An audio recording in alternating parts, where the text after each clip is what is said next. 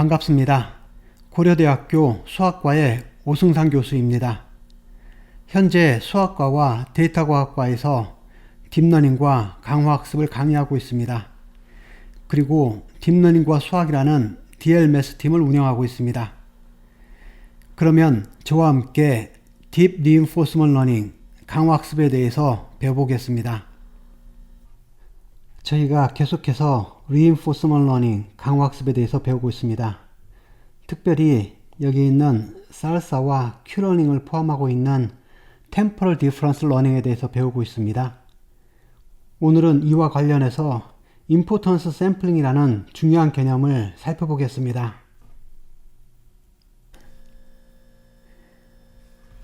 지난번에 배운 내용을 간단히 요약을 해보겠습니다.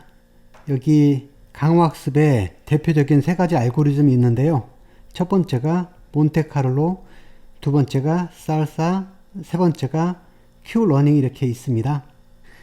이 세 개의 차이점은 이 Q-밸류를 업데이트할 때 사용되는, 즉 팔러시 이밸류에이션에서 타겟으로 사용하는 것들이 약간씩 차이가 있습니다. 그래서 몬테카를로는 리턴을 타겟으로 하고, 그리고 살사는 이미디엇 리워드와 넥스트 스테이트와 넥스트 액션의 Q-밸류 값을 참고로 하고 있습니다. 그런데 Q-러닝은 이미디엇 리워드와 넥스트 스테이트에서 넥스트 액션을 취하진 않고 그 넥스트 스테이트에서 이 하이스트 Q-밸류를 갖는 액션을 취해서 그것을 참고로 하고 있죠. 그래서 여기서 몬테카를로는 이 리턴을 구하기 위해서 에피소드가 다 끝날 때까지 진행이 되지만 살사와 Q-러닝은 바로 넥스트 스텝까지만 진행을 해도 충분하죠. 넥스트 스테이트를 가지고 사용하기 때문에, 그렇기 때문에 Temporal Difference Learning이라고 부른다고 했습니다. 그런데 여기서 중요한 개념 중에 하나가 또 이게 있었죠. 여기 몬테카를로와 살사는 on 팔러시인데 Q-러닝은 off 팔러시였습니다. 그래서 여기 on 팔러시와 off 팔러시의 차이점은 뭐냐면은, 여기 보면 이 타겟이 있죠? 이 타겟에서 사용되는, 그러니까 이 타겟을 결정할 때 사용되는 팔러시를 저희가 타겟 팔러시라고 합니다. 그리고 실제로 데이터를 생성해내는 거 있죠? 그 데이터 샘플을 생성해내는 것을 저희가 비헤이비어 팔러시라고 합니다. 그래서 다르게 표현하면은 에이전트는 이 타겟 팔러시를 위한 밸류 펑션 값들을 배우려고 하는 것이고, 그리고 실제로 액션을 취할 때는, 즉 데이터를 생성해낼 때는 이 비헤이비어 팔러시를 가지고 생성해냅니다. 그럼 보겠습니다. 여기 리턴은 어떻게 계산이 된 거죠?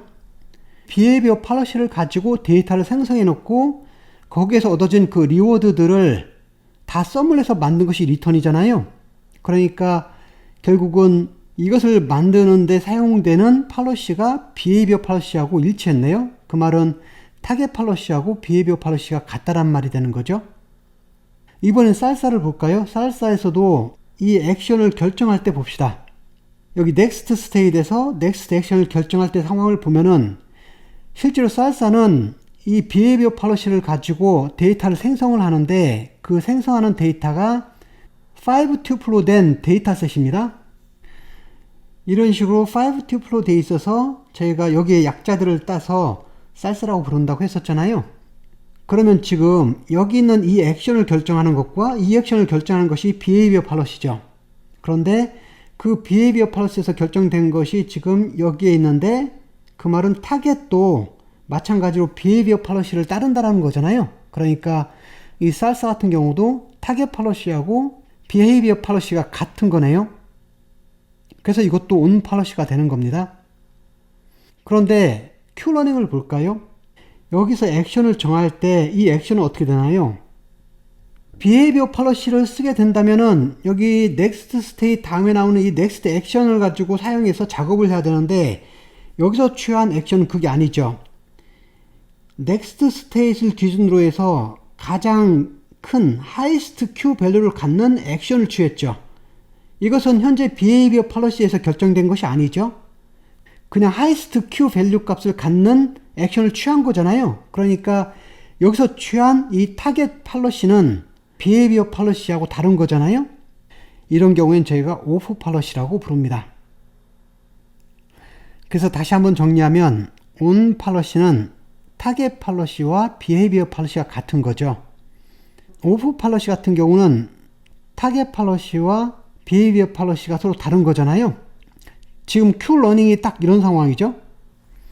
그러면 on policy하고 off policy가 다 장단점이 있는데 보편적으로는 이 off policy가 가진 장점들이 훨씬 더 많이 있습니다.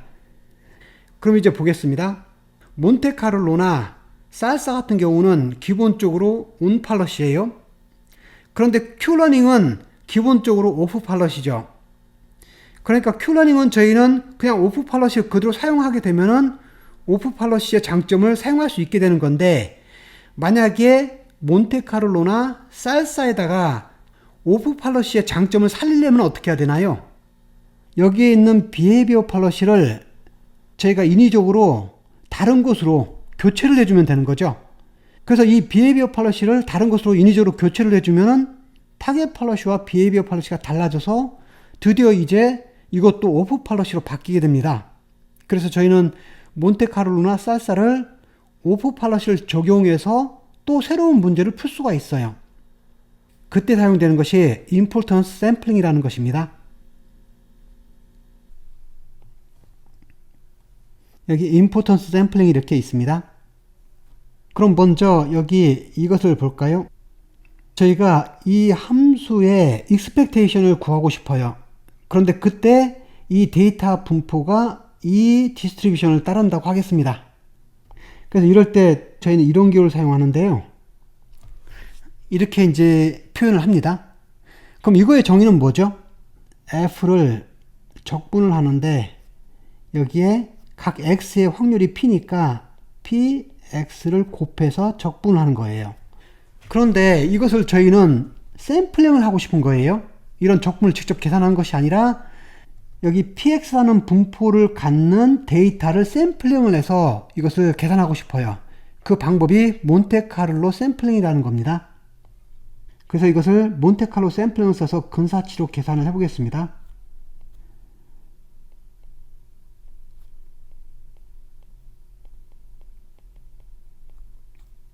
그래서 저희가 n개의 샘플을 가지고 샘플링 한다고 하면은 이렇게 계산이 됩니다. n분의 1에 서메이션에 n에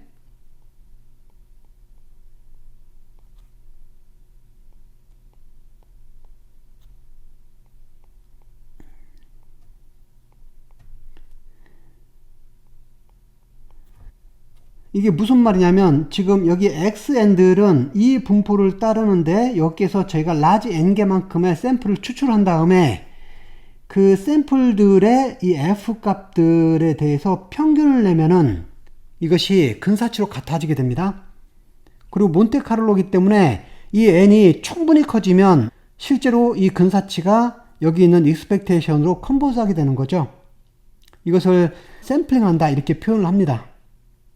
그래서 이것을 이해하기 위해서 여기 밑에 그림을 보겠습니다. 여기 기준이 되는 px라는 분포가 있고 이것을 기준으로 이 fx의 기대값을 계산하고 싶은 거예요.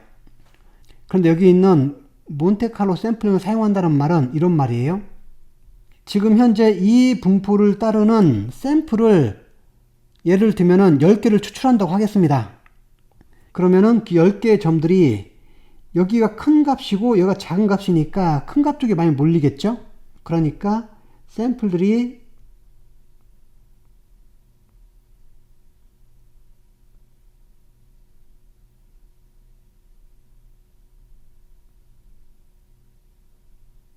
이런 식으로 몰려 있을 거예요. 그래서 여기 샘플이 많이 몰려 있고 여기 또 적당히 몰려 있겠죠. 이런 식으로 저희가 x의 n들을 샘플링을 합니다. 그래서 이 샘플의 분포가 이 분포를 따르게 만드는 거죠. 그런 다음에 이 값들을 여기다 직접 집어넣어서 계산을 하는 거죠. 그런데 여기 한 가지 어려운 점이 생겼습니다. 저희는 여기에서 샘플링을 지금 해야 되는데, 그죠? 이것을 기준으로 이제 샘플링을 해야 되는데, 만약 이 xn을 여기서 샘플링 하는 것이 까다롭다고 하겠습니다. 여기 있는 설명처럼 샘플링을 이 px에서 바로 하는 것이 어렵다고 하겠습니다. 실제로 저희가 이런 분포가 주어졌을 때 여기서 샘플링하는 많은 알고리즘들이 있습니다. 그런 알고리즘들이 있는데 이것이 분포가 복잡하면 그 샘플링 하는데 어려움들이 있습니다. 그런데 만약 우리가 샘플링 하는 것들이 유니폼 디스트리뷰션이나 가우시안이면은 훨씬 더 샘플링 하기가 쉽게 되겠죠. 그래서 여기에서 직접 샘플링을 하지 않고 대신 이 샘플링을 어떻게 할 거냐면은 제가 다루기 쉬운, 훨씬 쉬운 이 분포에서 샘플링을 할 거예요. 그래서 그림에서 보면은 대표적으로 이런 가우시안 분포 있죠? 이런 것은 샘플링 하는 것이 훨씬 수월합니다. 그럼 이제 생각을 해봅시다. 여기서 샘플링을 하지 않고 여기서 샘플링을 해서 그 값을 fx에다 집어넣으면은 실제 제가 원하는 값과 다르게 되겠죠. 제가 원하는 것은 이 분포를 따르는 그런 익스펙테이션을 구하고 싶은데 제가 여기에 있는 샘플을 가지고 사용하게 되면은 qx를 따르는 그런 익스펙테이션을 계산하는 것이 되는 거잖아요. 그래서 저희는 어떻게 할 거냐면은 일단 샘플링은 qx에서 하되 조정을 할 거예요. 마치 px에서 얻은 것처럼 조정을 할 겁니다. 만약에 여기 x라는 점이 여기에 있다고 하겠습니다.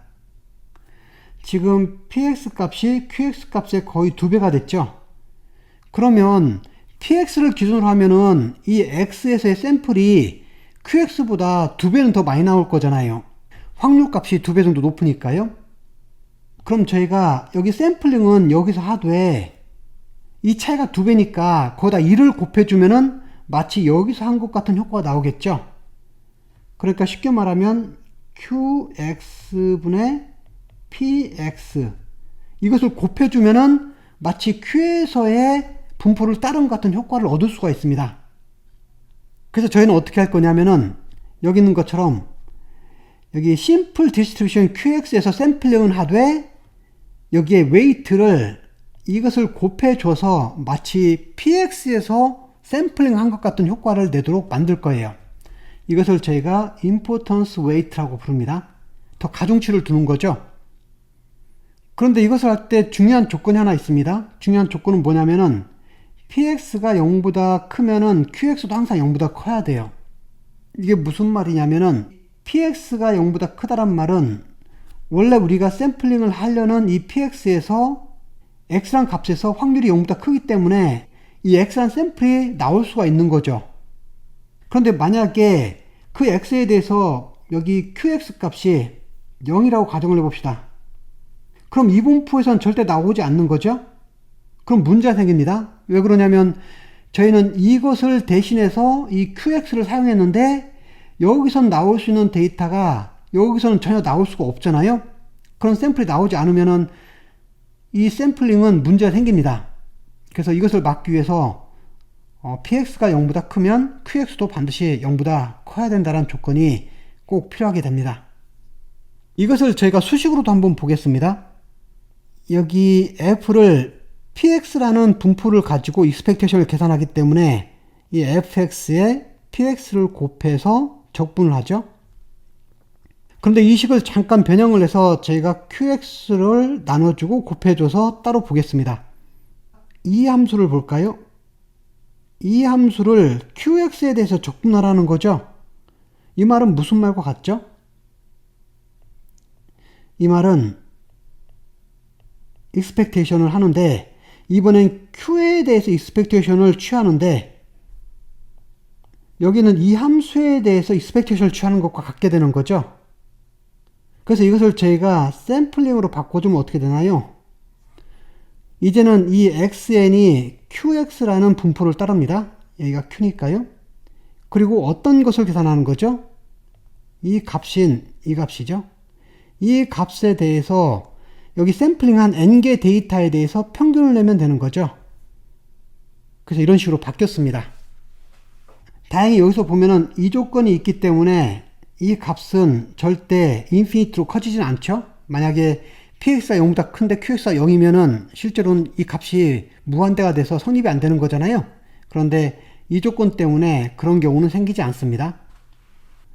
그래서 결론을 보면은 저희는 이 f라는 함수를 px라는 분포를 가지고 익스펙테이션을 계산을 하는데 실제 샘플링을 할 때는 그 데이터 샘플을 px에서 얻는 것이 아니라 이렇게 qx에서 얻게 된다라면은 그럴 때는 저희가 이 함수 앞에 importance weight 있죠?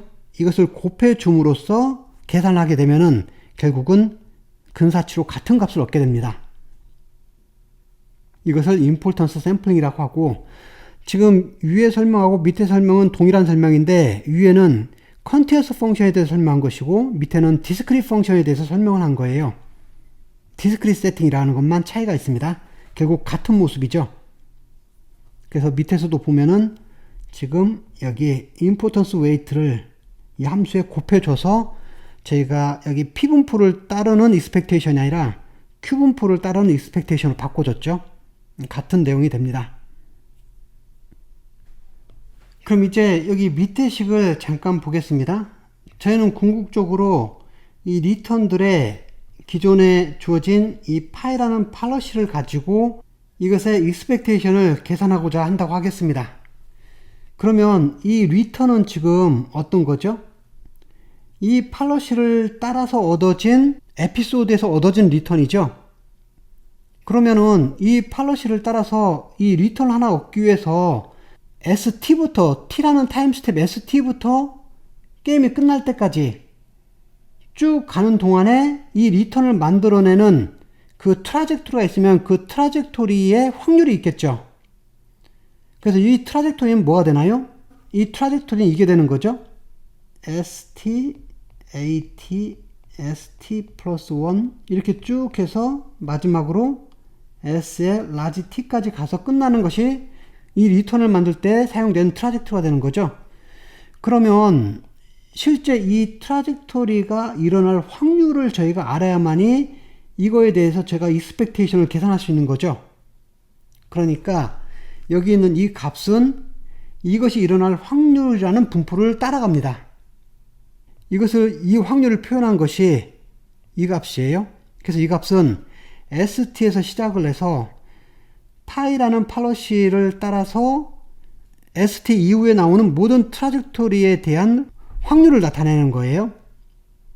그런데 여기 있는 이 확률을 간단히 표현한 것이 이 오른쪽에 나와 있습니다.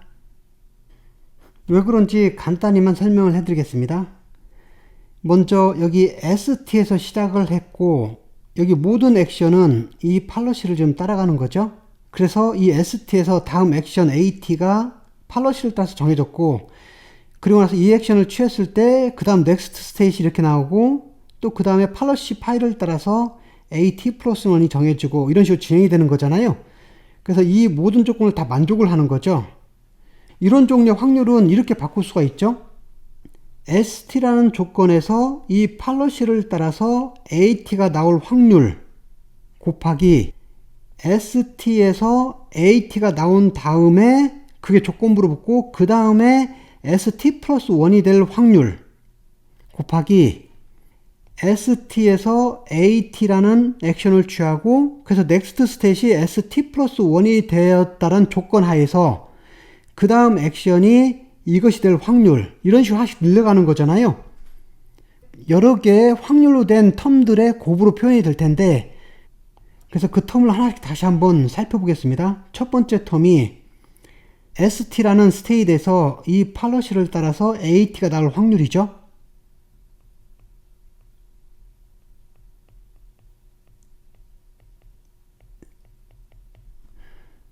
이 파이란 팔러시를 따라서 ST에서 AT가 나올 확률인데 이게 바로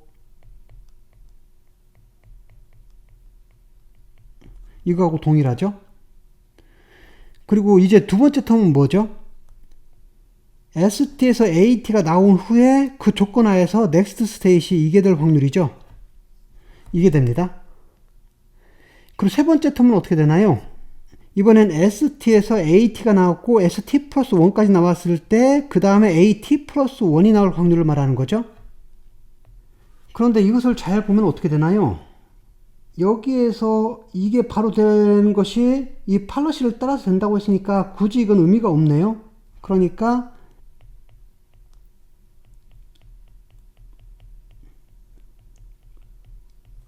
이렇게 쓸 수가 있습니다.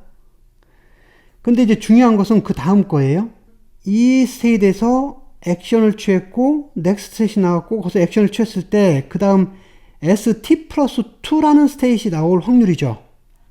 지금 P에 st 플러스 2는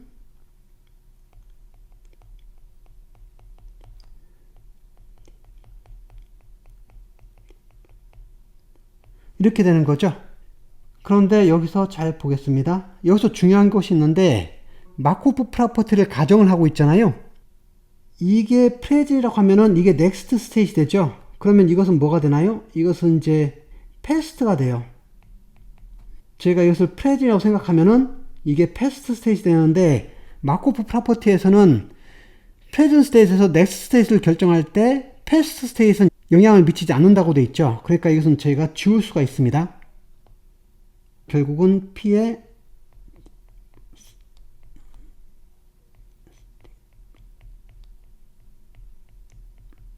이렇게 표현이 됩니다. 그래서 결국은 이 값과 이 값과 이 값과 이 값들을 다 곱해준 S 라지 T까지 다 곱해준 것이 결국은 이 식이 되는 거네요. 여기 팔러스에 해당되는 것들은 다 여기 와 있고 T가 하나씩 더 늘어나죠. 그리고 여기 트랜지션 프로바빌티에 해당되는 부분은 전부 여기 와 있죠. 그래서 이것을 이 개수만큼 곱해주게 됩니다. 그래서 저희는 이 확률을 좀 더 간단하게 이런 확률로 바꿨습니다. 그럼 이제 여기서는 저희가 이 리턴 값 하나하나마다 이런 확률로 이 리턴 값들이 발생을 하는 거잖아요. 그러니까 이 확률을 따라서 이 리턴이 발생하는 거니까 이걸 위에 세팅해서 살펴보면은 결국은 이 px가 이 역할을 하는 거죠. 이게 지금 같은 역할을 하는 겁니다. 그리고 f가 여기 gt 역할을 하는 거예요, 지금. 그런데 만약에 데이터 샘플링 할 때 저희가 이 팔러시를 쓰지 않고 다른 팔러시를 사용한다고 하겠습니다. 그 설명이 여기 밑에 있습니다. 그래서 오프 팔러시 같은 경우는 원칙적으로는 저희가 여기 타겟 팔러시를 따라서 생성된 그 에피소드의 트라젝토리의 확률을 가지고 계산을 해야 되는데 그렇게 하지 않고 새로운 팔러시인 비헤이비어 팔러시를 가지고 만든 트라젝토리의 프로바빌티를 가지고 사용하는 거잖아요. 그러니까 여기 지금 Q 있죠? 이 Q가 여기 비헤이비어 팔러시에 해당되는 내용이 되는 거죠. 그래서 제가 데이터 샘플링을 이 비헤이비어 팔러시를 가지고 하는데 이 비헤이비어 팔러시가 여기 P에 해당되는 이 파이가 아니라 여기 Q에 해당되는 새로운 뮤라는 팔러시를 가지고 하는 거잖아요. 그러니까 저희가 어떻게 해야 되는 거죠? 여기 앞에 이 확률을 가지고 계산하는 것이 아니라 파이라는 타겟 팔러시를 가지고 한 것을 여기 뮤라는 비헤이비어 팔러시로 나눠준 것. 그러니까 지금 이것을 여기다 적용을 하는 거죠. 다시 한번 설명드리면 여기 파이라는 팔러시는 지금 여기에 P에 해당되는 거고 원래 저희가 해야만 하는 거였죠. 그런데 여기 뮤라는 팔러시는 지금 저희가 더 간단하게 새로운 걸 사용하는 거죠. Q로 대신을 하는 거잖아요. 그러니까 이것을 나눠준 이 값을 가지고 이것을 다시 교정을 봐야 됩니다. 그런데 이 식을 잘 보면 지금 이 부분하고 이 부분은 서로 동일하죠. 그러니까 저희가 삭제할 수가 있잖아요. 그래서 간단하게 이 식으로 바꿀 수가 있습니다. 이건 아주 중요합니다. 만약 이 부분이 서로 상쇄가 안 된다면은 저희는 트랜지션 프로바빌티를 알아야만이 이 값을 계산할 수가 있잖아요. 그런데 강화학습은 트랜지션 프로바빌티를 제가 모르잖아요. 그죠? 그런데 다행히도 이 값이 서로 상쇄가 돼서 사라지기 때문에 이걸 계산할 때는 트랜지션 프로바빌티를 제가 알지 못해도 계산이 가능하죠. 그래서 강화학습에 이걸 적용을 할 수가 있게 되는 겁니다. 그래서 저희는 여기 임포턴스 샘플링이라고 부르는 이 값을 여기에 곱해줘서 교정을 볼 거예요.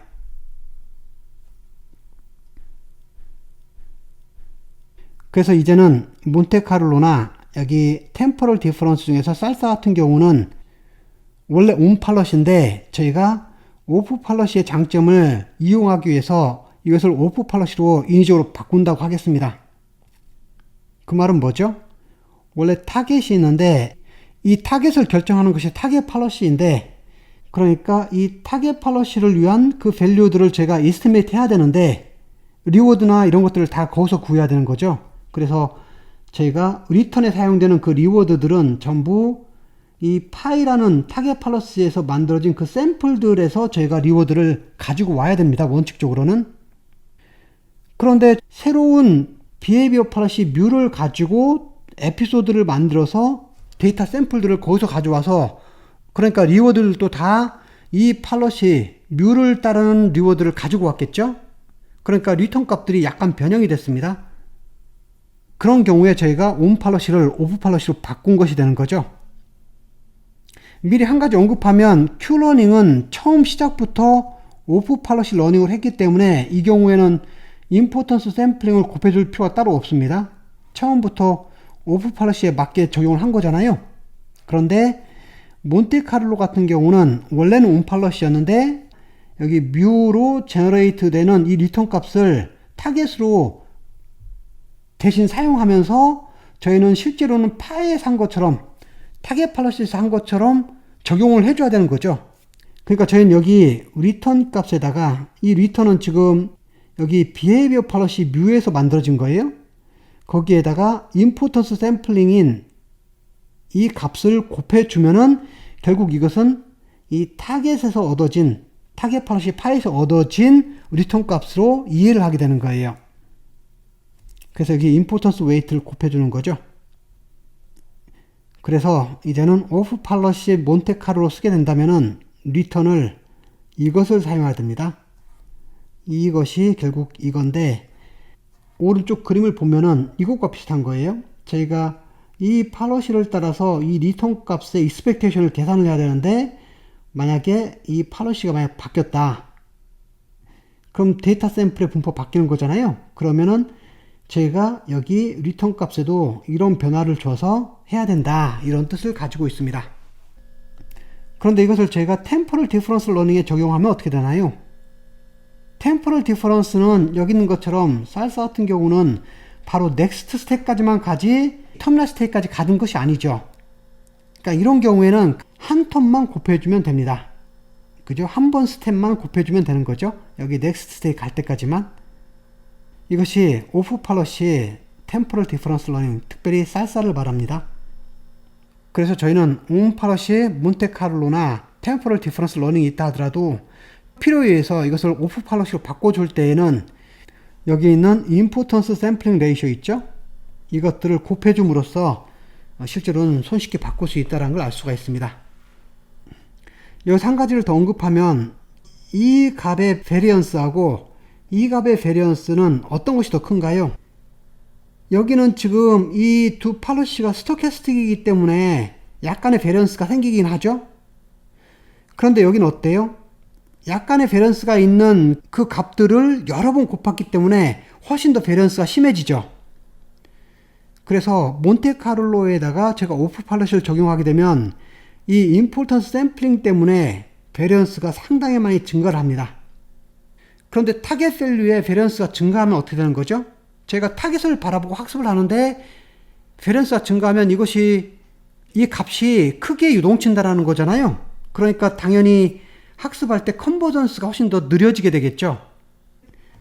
그래서 비교적 템포럴 디퍼런스에다 오프 팔러시를 쓰게 되면은 여기는 베리언스가 그래도 여기 몬테카를로보다는 훨씬 더 적죠.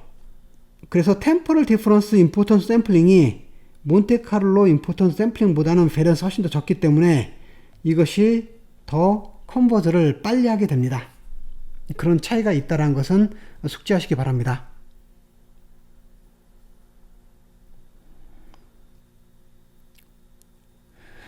그리고 또 중요한 개념인 바이아스와 베리언스, 이 두 가지를 살펴보겠습니다. 먼저 그림을 보겠습니다. 지금 여기 한가운데가 저희가 계산하고자 하는 이 true q 밸류 값이 있는 데라고 하겠습니다. 여기가 q 파이 true q 밸류 값이라고 하겠습니다. 그리고 여기 large q로 쓴 것이 이것의 에스티메이터들인데 이 에스티메이터들 값을 한번 보겠습니다. 그 값들이 이렇게 퍼져 있다고 하겠습니다. 여기 팔러시 파일을 가지고 제너레이트 된 여러 개 샘플들의 Q밸류 값들이 이렇게 있는 거죠. 그러면 이 데이터가 퍼져 있는 모습을 보고 저희는 두 가지를 생각할 수가 있어요. 먼저는 여기에 평균 한번 계산을 해보겠습니다. 이것이 에버리지 값이라고 하겠습니다. 그래서 이것이 여기 말한 에스티메이트의 에버리지라고 하겠습니다. 또는 여기 에스티메이터가 만들어낸 것의 expected value가 되겠죠. 여기 에스티메이터의 에스티메이트 값들은 이것을 말합니다. 그리고 여기 true value는 지금 이 값을 말하는 거죠. 그러면 저희는 이 분포를 보면서 뭐를 알 수 있냐면은 첫 번째로는 이 거리가 얼마나 떨어져 있는지, 그래서 이 거리를 바이아스라고 부릅니다. 그러니까 에스티메이터가 만들어낸 그 에스티메이트의 평균 값과 실제 트루 값들의 차이를 말하는 거죠. 그 또 다른 하나는 여기에 있는 이 트루 밸류는 제가 잊어버리겠습니다. 잊어버리고 단지 여기에 있는 이 분포가 얼마나 흩어져 있나를 따지고 싶은 거예요. 이 에스티메이터가 만든 이 값들의 평균이 여기인데 이 평균에서 얼마나 이게 퍼져 있냐니까, 예를 들면 평균적으로 이 정도로 퍼져 있다고 하겠습니다. 그럼 이때 이 거리 있죠. 이 거리가 얼마나 크냐에 따라서 많이 퍼져 있느냐 적게 퍼져 있느냐가 결정되는 거잖아요. 그래서 이것을 저희가 베리언스라고 부릅니다. 그래서 여기 정의를 다시 한번 살펴보면은 바이아스는 여기 트루 밸류하고 이 값을 말하죠. 그리고 이 에스티메이터에서 만들어낸 그 에스티메이트 추정값들, 이런 값들의 평균, 그러니까 여기 값을 말하네요. 이거 사이의 차이, 이것을 제가 바이아스라고 부르고, 이번에 베리언스는 뭐죠? 그 에스티메이터가 만든 그 에스티메이트 값들이 있는데 이것이 얼마나 흩어져 있는지 아니면 얼마나 베리에이션이 큰지를 나타내는 거예요. 그런데 기준이 이 에스티메이터가 만든 값들의 expected value, 이것을 기준으로 얼마나 많이 흩어져 있느냐, 이것을 제가 베리언스라고 부릅니다. 그래서 저희는 이 실제 값을 빨리 찾아야 되는 거죠. 그런데 여기 있는 이 타겟들이 여기 말한 이 에스티메이터들이 만드는 이 에스티메이트들이에요. 이 값이 지금 여기 흩어져 있습니다. 그래서 여기서 지금 업데이트 하는 것은 이것을 타겟 삼아서 지금 업데이트가 되는 거잖아요. 이 베리언스가 작을수록 컨버전을 빨리 하게 되어 있습니다. 왜냐하면 베리언스가 크면 클수록 이것이 기준이 계속 바뀌니까 더 시간이 많이 걸리게 되는 거고, 또 하나는 바이아스가 작으면 작을수록 최대한 빨리 목표로 가는 거죠. 근데 바이아스가 크면은 돌아가겠죠. 이렇게요. 이런 차이가 있습니다. 그래서 베리언스하고 바이아스가 둘 다 이렇게 작을수록 좋은 건데, 몬테카를로하고 템포럴 디퍼런스 러닝하고 어떤 식으로 차이가 있는지 한번 살펴보겠습니다. 여기 벨만 이퀘이션 이 식을 참고를 한번 해보겠습니다. 먼저 몬테카를로의 경우인데, 몬테카를로는 어떻게 되나요? 이게 트루 밸류인데 저희는 이 리턴 값을 타겟으로 삼았죠. 그런데 이 리턴 값의 expectation이 정확히 이 true q value 값과 일치하잖아요. 그 말은 무슨 말인가요? 이것의 expectation이 이것과 일치한다는 말은 true value하고 여기 expected value 사이에 차이가 없다는 말이니까 바이아스가 없다라는 말이 되네요. 그래서 몬테카를로는 바이아스가 없습니다. 그래서 몬테카를로의 가장 큰 특징은 언바이아스 돼 있다. 이번엔 템포럴 디퍼런스를 볼까요? 템포럴 디퍼런스는 지금 이 식을 사용하는 거죠. 그러니까 이 값의 expectation이 정확히 이것과 일치하죠. 만약 저희가 템포럴 디퍼런스 타겟을 이것으로 삼았다면은 이것의 expectation이 정확히 이것과 일치하기 때문에 언바이아스 돼 있을 거예요. 그런데 제가 실제 사용하고 있는 템포럴 디퍼런스 타겟은 이게 아니죠. 이것이 아니라 이거 대신 에스티메이터를 사용했죠. 그러니까 이것은 근사치기 때문에 정확한 값은 아니네요. 그래서 템포럴 디퍼런스 타겟은 요거에 대해서 약간은 바이어스가 되어 있습니다. 다시 한번 설명하면은 이 값을 쓰면 언바이어스가 되어 있는데 이것 대신 저희는 에스티메이터 근사치를 사용했기 때문에 바이어스가 생길 수밖에 없습니다. 그래서 템포럴 디퍼런스는 바이어스가 되어 있다. 이번에는 베리언스를 살펴보겠습니다. 여기 몬테카를로에서 이것의 베리언스와 템포럴 디퍼런스에서 요거의 베리언스를 살펴보려고 하는데, 이것은 지금 랜덤리스가 넥스트 스텝과 액션까지 가는 거기 때문에 어떻게 되나요? 저희가 한 스텝을 넘어갈 때마다 액션에서도 스토캐스틱 액션이니까 랜덤리스가 들어가죠. 그리고 트랜지션 프로바빌리티에서도 랜덤리스가 들어가고 또 리워드에도 랜덤리스가 들어가니까 한 스텝 넘어갈 때마다 약간의 랜덤리스가 적용이 됩니다. 그래서 템포럴 디퍼런스 타겟 같은 경우는 한 스텝 넘어가는 동안에 랜덤리스가 작용을 하지만 몬테카를로는 어떻게 되나요? 이 리턴은 그 스텝이 한 번이 아니라 여러 스텝이 지나는 거죠. 그러니까 매 스텝마다 랜덤리스가 작용하기 때문에 훨씬 더 랜덤성이 커지게 되죠. 그래서 여기 리턴 값을 계산할 때는 여러 스텝 동안에 여기 액션과 트랜지션과 리워드에 랜덤리스가 작용을 하게 됩니다. 그래서 결국은 이 리턴을 사용하는 몬테카를로가 원 스텝만 사용하는 템포럴 디퍼런스보다는 베리언스가 훨씬 더 클 수밖에 없어요. 그래서 템포럴 디퍼런스 타겟이 몬테카를로의 리턴 타겟보다는 베리언스가 훨씬 더 적습니다. 그 말은 무슨 말인가요? 몬테카를로가 베리언스가 크다란 말은 컨버즈를 훨씬 더 늦게 한다라는 말이죠. 그래서 다시 한번 결론을 지으면 몬테카를로는 하이 베리언스를 가지고 있지만 바이어스는 제로죠. 반대로 템포럴 디퍼런스는 베리언스는 적지만 약간의 바이어스를 가지고 있습니다. 그래서 이것은 저희가 사용하는 모델이 어떤 것이 더 좋은지를 잘 고려해서 몬테카를로를 쓸지 템포럴 디퍼런스 러닝을 사용할지를 결정을 해야 됩니다.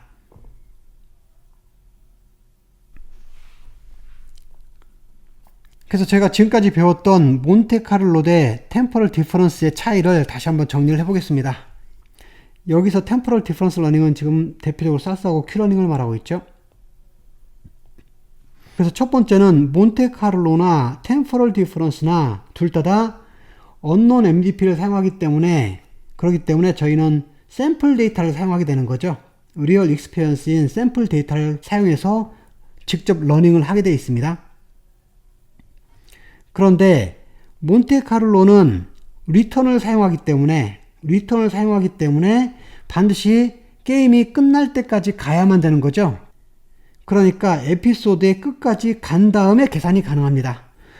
템포럴 디퍼런스는 뭔가요? 바로 넥스트 스텝만 가지고도 학습이 가능하죠. 그러니까 파이널 아웃컴, 최종 결과가 나오기 전에, 그러니까 게임이 끝날 때까지 가지 않아도 바로 넥스트 스텝만 주어줘도 학습이 가능합니다. 그렇기 때문에 메모리나 계산량이 훨씬 더 몬테카를로에 비해서 적습니다. 몬테카를로는 에피소드가 끝나야만이 러닝이 가능하기 때문에 끝이 있는 게임, 에피소딕 인바이러먼트에만 작용할 수가 있고, 템포럴 디퍼런스는 끝이 있는 게임이나 끝이 없이 계속 진행되는 컨티너스 태스크 있죠? 그러니까 컨티닝 인바이러먼트 또는 끝이 없는 그런 환경에서도 동일하게 적용을 할 수가 있습니다. 또 다른 특징이 템포럴 디퍼런스 같은 경우는 마코프 프로퍼티에 아주 예민합니다. 왜 그러냐면 템포럴 디퍼런스는 프레젠트 스테이트과 넥스트 스테이트 그 두 개 차이만 가지고 계속 학습을 하는 거잖아요. 그런데 마코프 프로퍼티는 넥스트 스테이트는 프레젠트 스테이트에만 디펜드 한다는 조건이 있기 때문에 이 마코프 프로퍼티를 잘 만족을 하게 되면은 저희는 프레젠트 스테이트 가지고 넥스트 스테이트를 평가하는 게 훨씬 더 수월합니다. 그런데 몬테카를로는 굳이 그게 큰 영향을 미치지 않아요. 왜 그러냐면은 넥스트 스텝만 보는 것이 아니라 게임이 끝날 때까지 여러 단계 스텝을 다 보는 거잖아요. 그렇기 때문에 이 몬테카를로는 템포럴 디퍼런스 러닝에 비해서 마코프 프로퍼티가 훨씬 적더라도 효율적으로 작용을 하게 됩니다. 그리고 또 다른 특징 중 하나가 몬테카를로는 각 값들의 초기화 있죠. Q밸류 펑션을 제가 초기화시켰는데 그 이니셜 밸류에 대해서 그렇게 예민하지가 않습니다. 근데 템포럴 디퍼런스는 상당히 예민합니다. 왜 그러냐면 어차피 몬테카를로는 게임이 끝날 때까지 가서 전체를 보면서 리워드를 얻잖아요. 그렇기 때문에 초기 값이 좀 좋지 않아도 어차피 전체 게임을 보면서 하기 때문에 이니셜 밸류에 그렇게 예민하진 않습니다. 그리고 좀 전에 설명했던 것처럼 몬테카를로는 하이 베리언스 제로 바이어스고 템포럴 디퍼런스는 로우 베리언스 그리고 약간의 바이아스가 있습니다. 그리고 또 하나 중요한 문제가 몬테카를로나 템포럴 디퍼런스 두 개 다 컨버즈를 하죠. 왜 그러냐면 저희가 여기서 사용되는 팔러시가 이필론 그리디 팔러시였죠. 이거였습니다. 그런데 이필론 그리디 팔러시를 가지고 팔러시 임프루브를 했을 때 지난번에 보였죠. 팔러시 임프루브먼트가 항상 진행이 된다고 했잖아요. 그러니까 항상 임프루브가 되기 때문에 언젠가는 앞티말에 도착하게 될 것이고, 그 말은 이것이 컨버즈를 한다는 말이에요. 그래서 몬테카를로나 템포럴 디퍼런스 러닝은 컨버즈 하는 것은 보장이 되어 있습니다. 그런데 몬테카를로는 바이아스는 없지만 베리언스가 커요. 그런데 템포럴 디퍼런스는 베리언스는 적지만 또 바이아스가 어느 정도 있습니다. 그러니까 어떤 것이 더 빨리 컨버즈를 할지 실제로는 수학적으로 잘 아직까지 규명이 되어 있지 않습니다. 하지만 보편적으로는 템포럴 디퍼런스가 컨버즈를 빨리 합니다. 그리고 여기 몬테카를로는 이해하기가 좀 더 단순하고 템포럴 디퍼런스는 좀 더 효율적이라고 되어 있는데, 이 몬테카를로는 저희 상식에 잘 맞죠. 왜 그러냐면 타겟으로 삼는 것이 뉴턴의 평균값을 저희가 가지고 했잖아요. 그게 가장 상식에 맞잖아요. 그래서 상식적으로 이해하기가 편한데, 실제로는 효율성은 여기 있는 것처럼 템포럴 디퍼런스가 저희가 게임이 끝날 때까지 가지 않고 중간중간 넥스트 스텝만 보고도 계산이 가능하고, 또 컨버스도 더 보편적으로 빨리 되기 때문에 이것이 훨씬 더 에피션트합니다. 그래서 오늘은 저희가 임포턴스 샘플링이라는 중요한 개념을 살펴봤고, 그리고 바이아스하고 베리언스의 차이를 비교해 보면서 몬테카를로 메소드와 템포럴 디퍼런스 러닝의 차이를 한번 비교해 봤습니다. 오늘은 여기까지 하겠습니다. 수고하셨습니다.